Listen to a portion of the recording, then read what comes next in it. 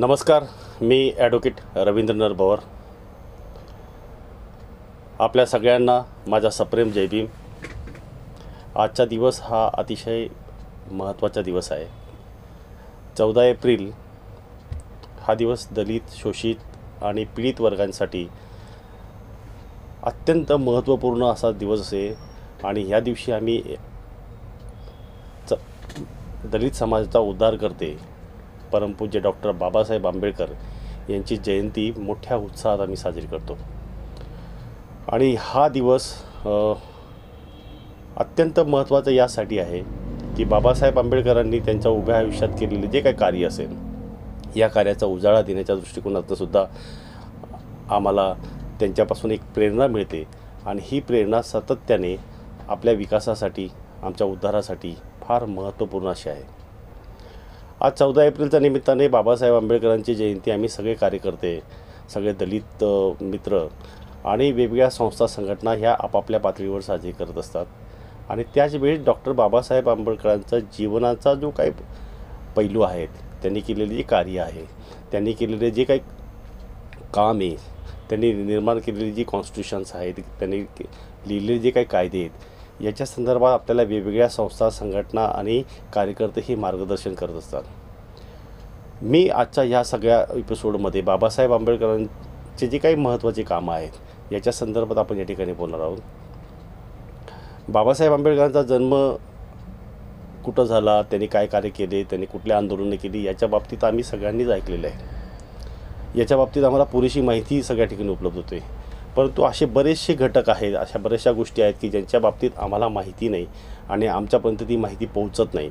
आणि त्यामुळे आम्ही आज बाबासाहेब आंबेडकर आणि भारतीय जे काही कायदे आहेत, जे संविधान आहे, याच्या संदर्भात आम्ही थोडीशी माहिती या ठिकाणी घेणार आहोत. बाबासाहेब आंबेडकरांनी भारतीय संविधान लिहिलं हे आपल्या सगळ्यांना माहिती आहे. आणि ह्या संविधानाची जी रचना केली, या संविधानात जे काही स्ट्रक्चर केलं, या संविधानामध्ये जे काही गोष्टी त्यांनी लिहून ठेवल्या, या सगळ्या गोष्टी आज आमच्या भारत देशाला 21व्या शतकाची महाक्रांती म्हणून पुढे नेण्यास उपयुक्त ठरले आहेत. भारताला जेव्हा स्वातंत्र्य मिळालं त्याच वेळेस जगातल्या अनेक देशांनाही स्वातंत्र्य मिळाले. परंतु त्या देशांची जी काही आपण जर व्यवस्था बघितली, त्यांची जर राजकीय स्थिती बघितली, तर त्या ठिकाणी अनेक वेळा उद्रेक झालेत, अनेक राज्य बदलली, अनेक वेळा त्यांच्या घटना बदलल्या, अनेक वेळा त्यांच्या ठिकाणी उठाव झाले. परंतु भारतात मात्र हे झालं नाही. आणि याला एकमेव जे कारण असेल ते भारतीय राज्यघटना. या राज्यघटनेची निर्मिती करताना बाबासाहेबांनी जो अथांग परिश्रम केला, जे श्रम केले, जो अभ्यास त्यांनी केला, जी ती समाजव्यवस्था त्यांनी बघितली, जो या समाजव्यवस्थेमध्ये जे काही सद्गुण दुर्गुण होते, याचा जो काय सगळा अभ्यास बाबासाहेबांना होता, त्याचा सगळा उपयोग त्यांनी भारतीय संविधान लिहिताना केलेला आहे. आता भारतीय संविधानामध्ये मी खोलात जाणार नाही की त्याचे आर्टिकल्स काय म्हणतात किंवा काय म्हणतात. आम्ही फक्त हे बघणार की भारतीय संविधानामुळे आम्हाला मिळालेले जे काही हक्क आहेत, अधिकार आहेत, आणि त्यातनं झालेली आमच्या दलितांची जी काही उन्नती आहे याच्या संदर्भात आम्ही बोलणार आहोत. तर याच्यातला सगळ्यात महत्त्वाचा भाग आहे की डॉक्टर बाबासाहेब आंबेडकरांनी भारतीय कॉन्स्टिट्यूशनमध्ये ज्या गोष्टींच्या तरतुदी करून ठेवल्या आहेत, जे ॲडमिनिस्ट्रेशन त्यांनी निर्माण केलेलं आहे, जो अधिकार आणि हक्क आम्हाला प्राप्त करून दिला आहे, याच्यामध्ये जरी कुठलीही विचारधारेची लोक सत्तेवर आली, कुठल्याही समाजाची लोक किंवा कुठल्याही पक्षाची लोक या राज्यघटनेच्या माध्यमातून जर सत्तेवर आली, तर ते लोकांच्या हितासाठीच काम करतील, ते लोकांच्या हिताला बांधील असतील, अशा स्वरूपाची ही निर्मिती बाबासाहेब आंबेडकरांनी करून ठेवली. अनेक प्रोव्हिजन्स आहेत, अनेक तरतुदी आहेत, परंतु हा जो काही कॉन्स्टिट्यूशनचा जो गाभा आहे, हा गाभा त्यांना काही चेंज करता नाही. बाबासाहेब आंबेडकरांनी जो सगळ्यात महत्त्वाचा भाग याच्यामध्ये केला आहे तो फंडामेंटल राईटचा, म्हणजे आम्हाला दिलेले मूलभूत हक्क.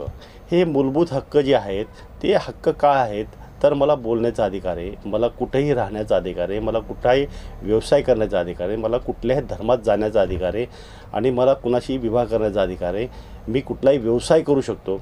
हा जो काही मूलभूत हक्क आणि अधिकार या घटनेमध्ये दिले आहेत, तर हा मूलभूत अधिकार या संविधानामध्ये जे काही सरकारं येतील, जे कोणी विचारधारेची माणसं येतील, त्यांनाही बदलण्याचा अधिकार या संविधानामध्ये दिलेला नाही.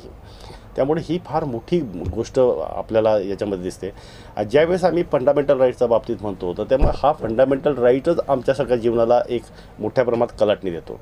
मग याच्यात तुमच्या प्रॉपर्टीच्या संदर्भात असेल, तुमच्या जीवनमानाच्या संदर्भात असेल, तुमच्या व्यवसायाच्या संदर्भात असेल, तर हे सगळे जे काही हक्क आहेत, जे अधिकार आहेत, हे या संविधानाने तुम्हाला प्रोटेक्ट करून दिले. जेव्हा माझा फंडामेंटलचा बद्दल तर मग इथं जो काही समानता आहे भारत देशातली, ही समानता या फंडामेंटल राईट्समध्ये आपल्याला दिसते.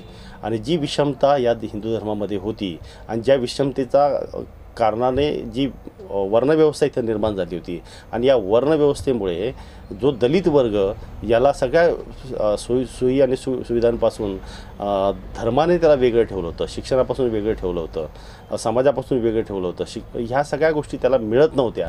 ह्या राज्यघटनेने या फंडामेंटल राईटच्या अंतर्गत त्याला सगळ्या मिळून दिल्या आहेत. जर याच्यात कोणी बाधा आणत असेल तर मग याला बाधा आणणाऱ्या लोकांच्या विरोधात कायदेशीर कारवाई करण्याची प्रोव्हिजन याच्यामध्ये भारतीय संविधानाचं जर त्याने उल्लंघन केलं तर त्याला शासन होऊ शकतं, शिक्षा होऊ शकतो. आणि या भारतीय संविधानाचा फंडामेंटल राईटच्या प्रोटेक्शनसाठी मग इंडियन पिनल कोडची निर्मिती झाली. आणि इंडियन पिनल कोडमध्ये जर तुमच्या शरीराला, तुमच्या प्रॉपर्टीला किंवा तुमच्या स्वातंत्र्याला जर कोणी गदा आणत असेल तर त्याला याच्यामध्ये शिक्षेची तरतूद आहे, त्याच्यावर प्रॉसिक्युशन होऊ शकतं, सरकार त्याचा अगेन्स्ट योग्य ती कारवाई करू शकते. त्याचबरोबर इथले लेबर वर्ग असतील, महिला वर्ग असेल, तर लेबरच्यासाठी सुद्धा ज्या इंडस्ट्रीज आहेत, जे भांडवलदार आहेत, यांनी त्यांचं शोषण करू नये, यांनी त्यांच्या मजबुरीचा कुठलाही बेकायदेशीर फायदा घेऊ नये. आणि मग लेबर लॉ निर्माण करण्यात आला. आणि हा लेबर लॉ अंतर्गत जे काही शोषित वर्ग आहे, जो काही कामगार वर्ग आहे, जो काही पीडित वर्ग आहे, याच्या हक्क आणि अधिकाराच्या संदर्भामध्ये काही प्रोव्हिजन्स, तरतुदी आणि नियमावली तयार करण्यात आली. महिलांच्या बाबतीतसुद्धा महिलांनासुद्धा माणसासारखं जगता यावं, त्यांनाही पुरुषांचे एवढेच अधिकार असावेत, त्यांना संपत्तीत अधिकार असावा, यासाठी महिलांसाठी सुद्धा भरीव स्वरूपाची प्रोव्हिजन्स या देशामध्ये या घटनेच्या माध्यमातून निर्माण झालेली आहे. तर हे जे संविधान आहे, हे संविधान आमच्या जीवनमान बदलण्यासाठी आहे. आमच्या जीवनमानाला एक क्रांती घडवून आणणारे असं संविधान बाबासाहेब आंबेडकरांनी दिलं. आणि या 70 वर्षामध्ये जर का इथली शांतता, इथली प्रगती आणि इथलं हे जे सातत्य जे टिकून राहिलं असेल तर याचं सगळं श्रेय डॉक्टर बाबासाहेब आंबेडकरांना जातं की त्यांनी खूप विचाराने, खूप श्रमाने ही घटना निर्माण केली आहे. आणि त्याच्यामुळेच आम्ही आज स्वातंत्र्याने जगू शकतो, आमच्या प्रॉपर्ट्या सुरक्षित राहतात, आम्हाला हवा तो व्यवसाय करता येतो, आम्हाला हवा तिथं राहता येतं. आणि हे सगळं जे आहे ते केवळ ह्या बाबासाहेब आंबेडकरांच्या विचारांमुळे, त्यांनी केलेल्या कामांमुळे आज आम्हाला हे सगळं बघायला मिळतं. 70 वर्षापूर्वी जर आम्ही विचार केला तर शूद्रांची जी स्थिती होती आणि आजच्या ज्या शूद्रांची जी स्थिती आहे याच्यामध्ये जमीन आसमानचा फरक आहे.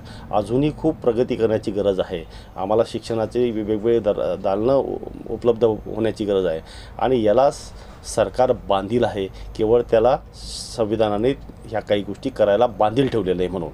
आणि म्हणून बाबासाहेब आंबेडकरांनी त्यांच्या उभ्या आयुष्यामध्ये जे काही केलं असेल तर ते ह्या देशातली पीडित, शोषित जे काही जनसमुदाय होता यांच्या कल्याणासाठी भरीव स्वरूपाचं काम संविधानाच्या मार्फत केलेलं आहे. त्याचबरोबर इथल्या प्रॉपर्टीच्या संदर्भामध्ये सुद्धा जे काही कायदे निर्माण झाले, ते हिंदू कोड बिल आणलं गेलं. या हिंदू कोड बिलमध्ये या प्रॉपर्टीच्या अंतर्गत जे काही वाद या देशामध्ये होते, या हिंदू धर्मामध्ये होती, त्याला एक सुसूत्रता आणण्याचं काम हिंदू कोड बिलमुळे झालं.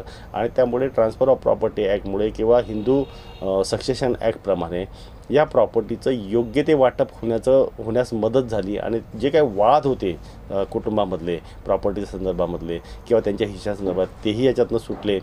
विवाहाच्या संदर्भामध्ये जे काही वाद होते, हे विवाहाच्या संदर्भातले वादसुद्धा हिंदू विवाह कायदा असेल किंवा इंडियन मॅरेज ॲक्ट असेल किंवा इंडियन डिवोर्स ॲक्ट असेल, याच्या अंतर्गत विवाह कसा करावा, विवाह विच्छेदन कसा करावा, याच्या संदर्भातली एक सुसूत्रता आणली गेली. आणि अशा प्रकारचे जे काही कायदे होते, जे पुरोगामी विचाराला प्रोत्साहन देणारी होती, भारताला 21व्या शतकाकडे नेणारी जी विचारधारा होती, जे भारतातलं जे काही सार्वभौमत्व हे टिकवण्यासाठी जी काही विचारधारा होती, ती बाबासाहेब आंबेडकरांनी भारतीय संविधानाच्या माध्यमातून आपल्या हातात दिलेली. गेल्या 70 वर्षामध्ये भारताने जी काही प्रगती केली, त्या प्रगतीला जर चे श्रेय जर कोणाला द्यायचं असेल तर ते केवळ बाबासाहेब आंबेडकरांना आणि त्यांच्या लिहिलेल्या घटनेलाच आपल्याला देता येईल. जसे 70 वर्ष आम्ही इतके धर्म, पंथ, वंश, वेगवेगळ्या जाती धर्मातील लोक, वेगवेगळ्या धर्माची लोक, वेगवेगळ्या प्रथेपरंपरेची लोक, वेगळ्या बोलीभाषेची लोक या देशामध्ये सामोपचाराने एकोप्याने राहत आहेत. याला फक्त भारतीय संविधानच महत्त्वाचं आहे. आणि हीच गोष्ट याच्या पुढच्या 100 वर्ष हे असंच चालू राहील. याच्यात कुणीही शासन आला, कुठल्याही विचारधारेचा शासक आला तरीसुद्धा या भारतीय संविधानाने त्याचे जे काही राईट्स आहेत ते प्रोटेक्ट करण्यासाठी जी काही कवच आम्हाला दिलेलं आहे ते कवच आम्ही विसरू शकत नाही. आणि त्या महामानवाने जो काही काम केलेलं आहे या कामाचा जे आम्ही स्वातंत्र्य या ठिकाणी बघतो किंवा आम्ही आज ज्या ठिकाणी व्यवसाय करतो, बोलतो किंवा आम्ही जो काही सगळा उपभोग घेतो आहे या सगळ्या गोष्टींचं श्रेय डॉक्टर बाबासाहेब आंबेडकरांनाच जातं. आणि ह्या 14 एप्रिलच्या निमित्ताने बाबासाहेब आंबेडकरांच्या सगळ्या अनुयायांना आणि सगळ्या संस्था संघटनांना मी खूप खूप शुभेच्छा देतो. बाबासाहेबांना मी त्रिवार धन्यवाद करतो की त्यांनी आमच्यासाठी ही भारतीय संविधान निर्माण केली, ही कायदे व्यवस्था निर्माण केली, ज्याच्यामुळे इथला समाज, इथला दलित वर्ग, इथला शोषित वर्ग हा सुरक्षित जगू शकतो, आनंदाने राहू शकतो, हवा तो व्यवसाय करू शकतो, त्याला हवे ते शिक्षण घेऊ शकतो. आणि ह्या सगळ्या गोष्टींचं श्रेय जे आहे ते ह्या महामानवाला जातं. आणि म्हणून मी आजच्या 14 एप्रिलच्या निमित्ताने त्यांना त्रिवार वंदन करून 2 शब्द संपवतो.